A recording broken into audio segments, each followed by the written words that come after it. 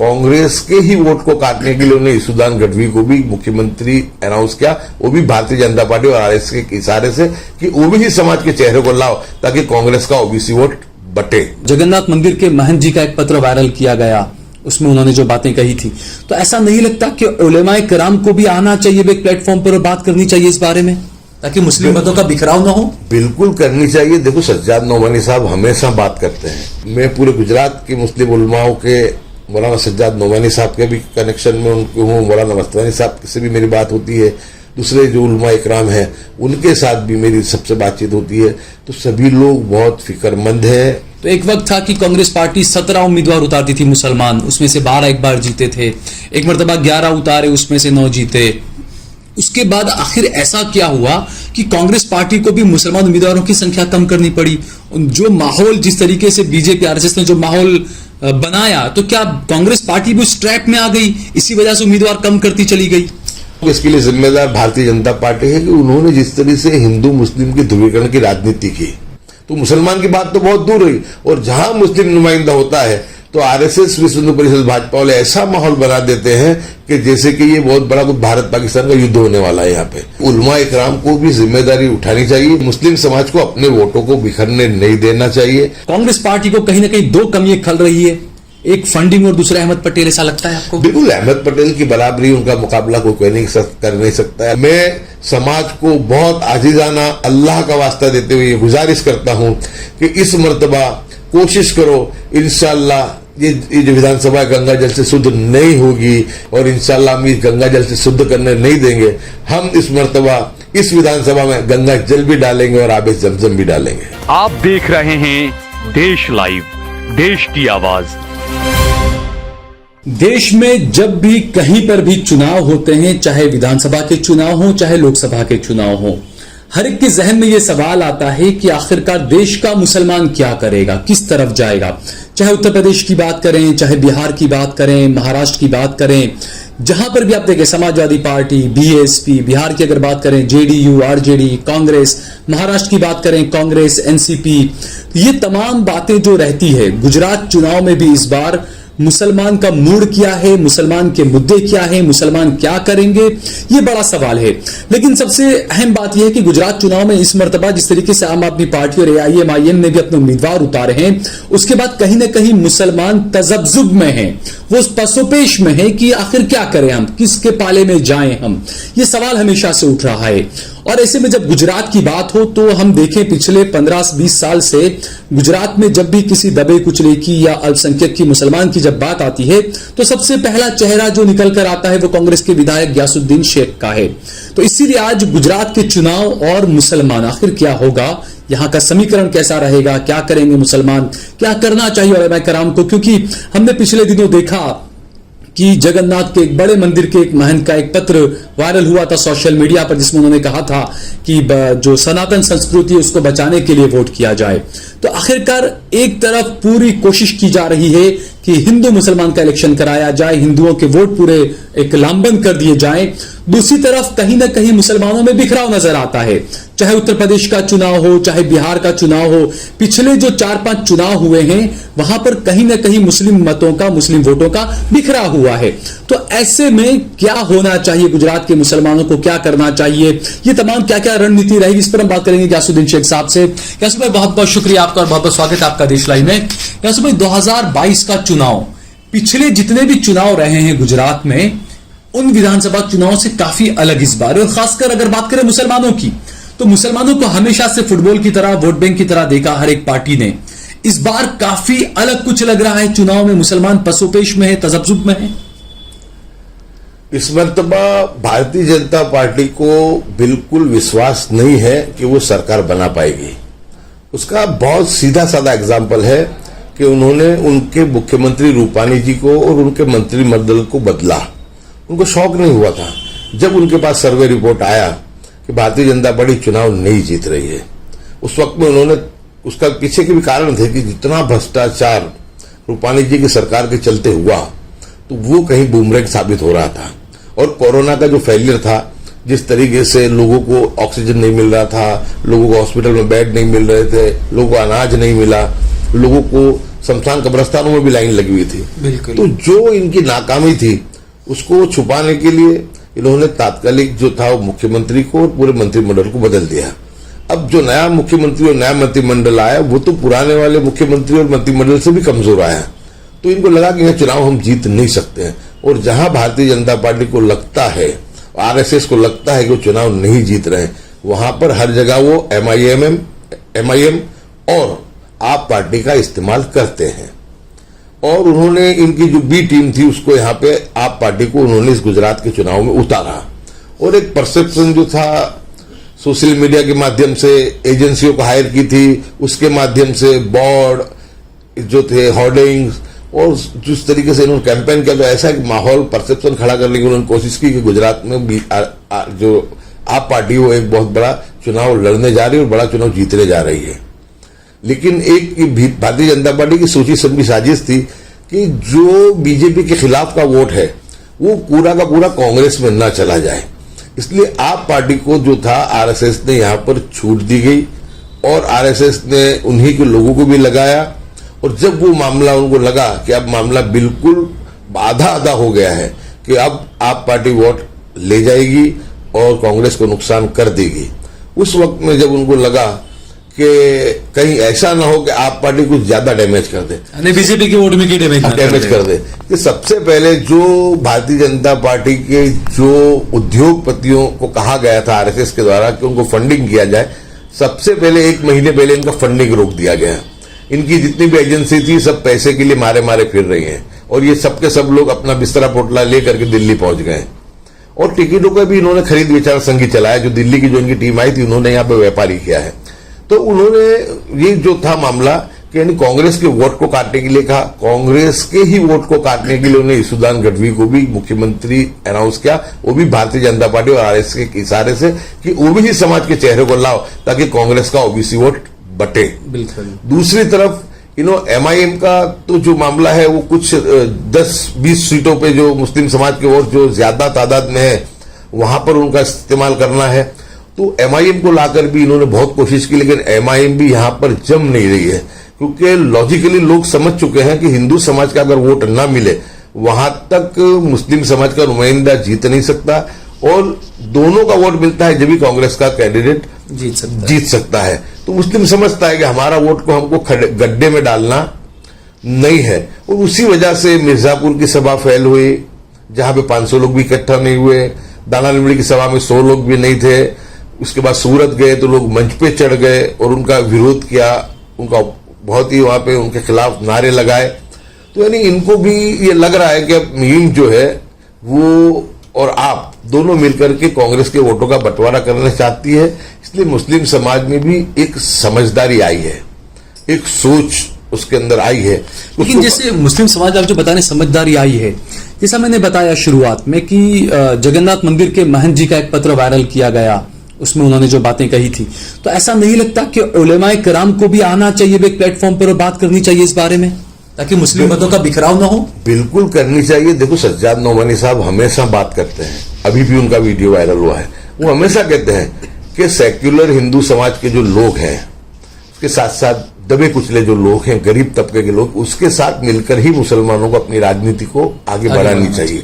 क्योंकि तुम हिंदू समाज के सामने भी अगर मुस्लिम समाज का चेहरा ऐसा दोगे कि जिसको वो स्वीकृति नहीं है और उसको लोग स्वीकारते नहीं है, तो वो जीतेगा नहीं। क्योंकि वोट जो तुमको कहीं पे भी तुम्हारे मुस्लिम नुमाइंदे जीतेंगे वहां तुमको दोनों समाज का वोट चाहिए। एक जमालपुर विधानसभा ऐसी जो 65% जिसमें वोट है कि वो हम हमारे अकेले बलबूते जीत सकते हैं, लेकिन वो सीट भी जो आज माहौल है 2022 का कि साबिर काबलीवाला और भूषण भट्ट, इसी तरीके का माहौल आज भी जमालपुर में बन रहा है। और बदनसीबी से 2012 में हम पहली मरतबा सीट आजादी के बाद हारे थे और जमालपुर में भगवा झंडा लहराया गया था। इसके अलावा दरियापुर सीट 20,000 वोट लाओ नहीं, वहां तक जीत नहीं सकते हो।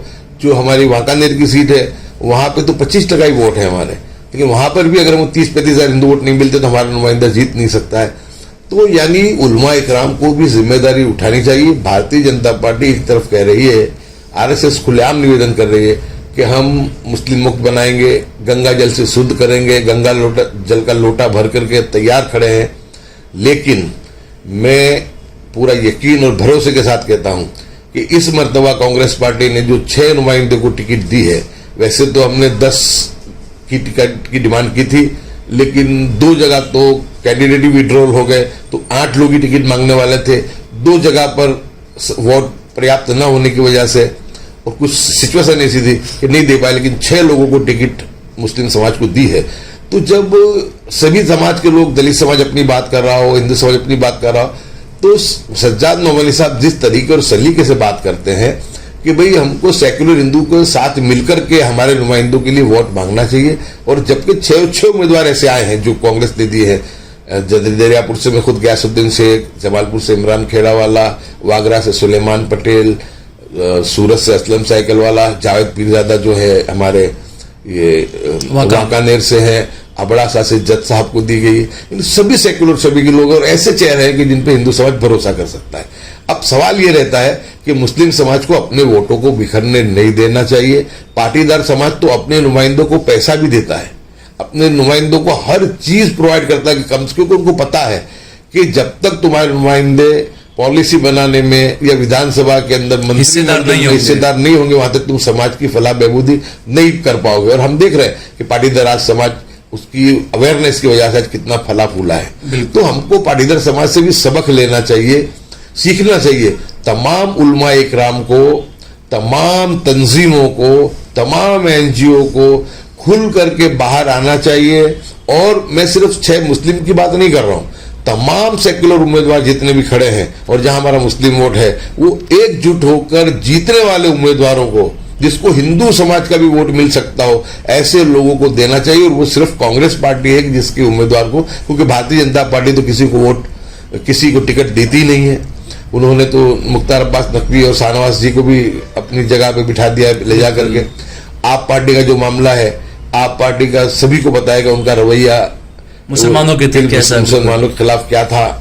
आपने जो बात कही कि जहां सेक्युलर ऐसी छवि के उम्मीदवार है कांग्रेस के, वहां पर वोट दिया जाना चाहिए, लेकिन पिछला कुछ इतिहास भी अगर उठाकर देखें, 1980 की बात करें, 1985 की बात करें, तो एक वक्त था कि कांग्रेस पार्टी 17 उम्मीदवार उतारती थी मुसलमान, उसमें से 12 एक बार जीते थे, एक मरतबा 11 उतारे, उसमें से 9 जीते। उसके बाद आखिर ऐसा क्या हुआ कि कांग्रेस पार्टी को भी मुसलमान उम्मीदवारों की संख्या कम करनी पड़ी? जो माहौल, जिस तरीके से बीजेपी आरएसएस ने जो माहौल बनाया, तो क्या कांग्रेस पार्टी भी उस ट्रैक में आ गई, इसी वजह से उम्मीदवार कम करती चली गई? चुनावी राजनीति में यह देखा जाता है कि माहौल क्या है। मैं ये मानता हूं कि इसके लिए जिम्मेदार भारतीय जनता पार्टी है कि उन्होंने जिस तरह से हिंदू मुस्लिम की ध्रुवीकरण की राजनीति की, और जब से ये बाबरी मस्जिद और राम जन्मभूमि वाला आंदोलन चला और जो दंगे फसाद हुए, और पूरे गुजरात में भी, गुजरात तो लेबोरेटरी रही है, तो यानी एक वक्त में जब 12 नुमाइंदे जीत करके आते थे, उस वक्त में माधव सिंह भाई के वक्त में वोट ट्रांसफर होता था, दलितों का, पछात का, गरीब ऊंची जाति के लोगों का भी ट्रांसफर होता था। लेकिन पिछले कई सालों से तो ऐसा माहौल हो गया कि अब तो कांग्रेस के हिंदू उम्मीदवार को भी, जो कुछ कट्टर हिंदूवादी लोग हैं, उसको हिंदू नहीं गिनते हैं। तो मुसलमान की बात तो बहुत दूर रही, और जहां मुस्लिम नुमाइंदा होता है तो आरएसएस, विश्व हिंदू परिषद, भाजपा वाले ऐसा माहौल बना देते हैं कि जैसे कि ये बहुत बड़ा कुछ भारत पाकिस्तान का युद्ध होने वाला है यहाँ पे। यानी इनकी राजनीति के चलते चुनाव रणनीति जो थी, वो चुनावी गणित जो है सब डगमगा गया। अब आपको बताऊं मैं कि मैंने 10 टिकट की डिमांड की थी, 10+1, यानी वो एक और थी, मीन्स 10 की। उसमें 2 नुमाइंदों ने तो सामने से मना कर दिया लड़ने के लिए, और 8 बचे, उसमें 2 साइड नहीं हुए, क्योंकि माहौल ऐसा है। और दोनों भी जो मना किया, उसने मना किया कि भाई इतना बड़ा डिफरेंस है, वो मामला नहीं बन पाएगा, नहीं जम पाएगा, चुनाव में खर्च भी होता है, सब सिचुएशन होती है। तो यानी जो है धीमे धीमे माहौल जब सुधरेगा, जब भी हमारा प्रतिनिधित्व बढ़ेगा। अगर हम ये 6 नुमाइंदों को जिता करके लाते हैं, 6 को टिकट दिए, तो इंशाल्लाह अगले टाइम पे हम 10 को ला सकेंगे, 12 को ला सकेंगे। क्योंकि जो आज ये हमारे सामने जो मामला ये पैदा हुआ है, ये मामले के अंदर पूरे देश की राजनीति के चलते उसका असर गुजरात में भी आया। अब हमको समझदारी दिखानी पड़ेगी, क्योंकि नफरत की राजनीति के खिलाफ जिस तरीके से राहुल गांधी पूरे देश में निकले, वो आरएसएस की पॉलिसी के खिलाफ है। जो इन्होंने तोड़ने का काम किया है उसके खिलाफ है। उनका नारा है, वो तोड़ेंगे हम जोड़ेंगे, नफरत छोड़ो भारत जोड़ो। अब ये जब माहौल फिर से जब ये बनेगा, बहुत मैं मानता हूं कि वाजिब वक्त पे सही कदम उठाए और इतनी जबरदस्त सफलता उनको मिल रही है, तो ये सफलता आगे चल करके जब लोगों के जहन तो साफ हो गए। वो असर जो है गुजरात में भी दिखेगा भारत छोड़ो यात्रा का, आपको लगता बिल्कुल है? बिल्कुल उसका असर भी जरूर से दिखेगा। राहुल जी आएंगे जब इस पे बात भी होगी, और हमने इस थीम पे ही हमने काम किया है, और हमने तो दरियापुर में 15 साल से भारत को जोड़ा ही है। बिल्कुल। अच्छा, दूसरा ये 2017 के जो विधानसभा चुनाव थे, अब 2022 के विधानसभा चुनाव है, कांग्रेस पार्टी को कहीं ना कहीं दो कमियां खल रही है, एक फंडिंग और दूसरा अहमद पटेल, ऐसा लगता है आपको? बिल्कुल, अहमद पटेल की बराबरी, उनका मुकाबला कोई कर नहीं सकता है। अल्लाह तबारक व तआला से दुआ करूंगा कि अल्लाह उनको जन्नतुल फिरदौस में आला मुकाम दे। बहुत अच्छी कोशिश काविश उनकी हमेशा रहती थी, तो वो उनके रहते फंड का भी प्रॉब्लम नहीं रहता था। पूरा जो था कि डैमेज कंट्रोल वो बहुत बढ़िया तरीके से कर लेते थे। मीडिया के साथ का जो रिश्ता था वो भी उनका बहुत बेहतरीन था। तो आज उनकी कमियां ये लग रही है, लेकिन उसके बावजूद भी दुनिया है, एक आता है एक जाता है, दुनिया रुकती नहीं है, लेकिन रास्ता तलाश रही है। अच्छा, रास्ता तलाशी सही बात है, किसी की जाने की वजह से या किसी के आने की वजह से किसी की दुनिया इतनी ज्यादा बदल नहीं जाती है।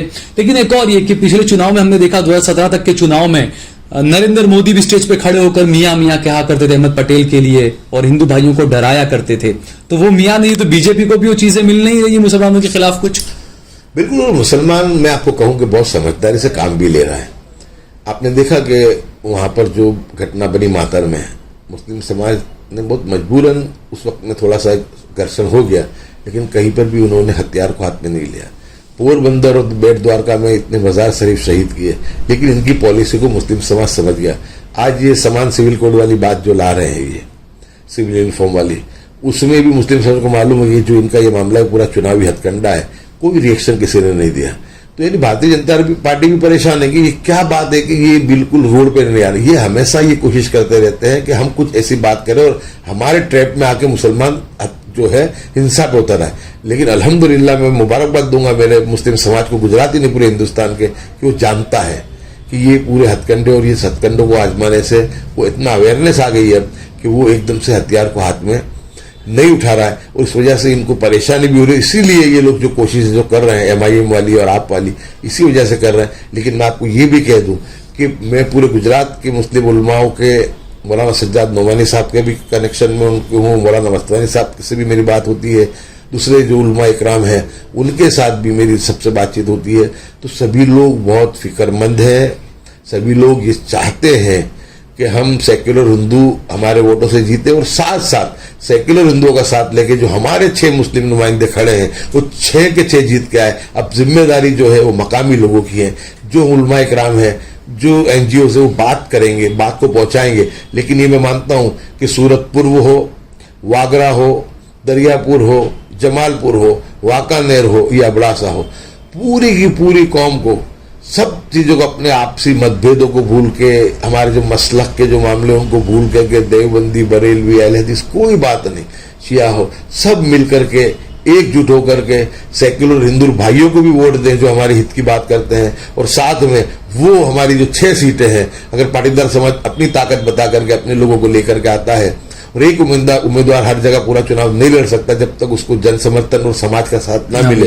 तो मैं समाज को बहुत आजीजाना अल्लाह का वास्ता देते हुए ये गुजारिश करता हूं कि इस मर्तबा कोशिश करो, इंशाअल्लाह ये जो विधानसभा गंगा जल से शुद्ध नहीं होगी, ये गंगा जल से जो मुस्लिम मुक्त करने की बात है वो नहीं होगी, और इंशाअल्लाह हम जो है 6 जो नुमाइंदे हैं वो भी जीत कर आएंगे, हमारे सेक्युलर हिंदू उम्मीदवार हैं वो भी जीत कर आएंगे, और इंशाअल्लाह हम इस गंगा जल से शुद्ध करने नहीं देंगे।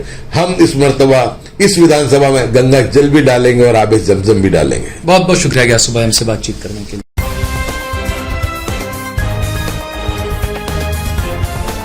देश और दुनिया की तमाम छोटी और बड़ी खबरों के लिए हमारे चैनल को सब्सक्राइब करना न भूलें और बेल का बटन जरूर दबाएं।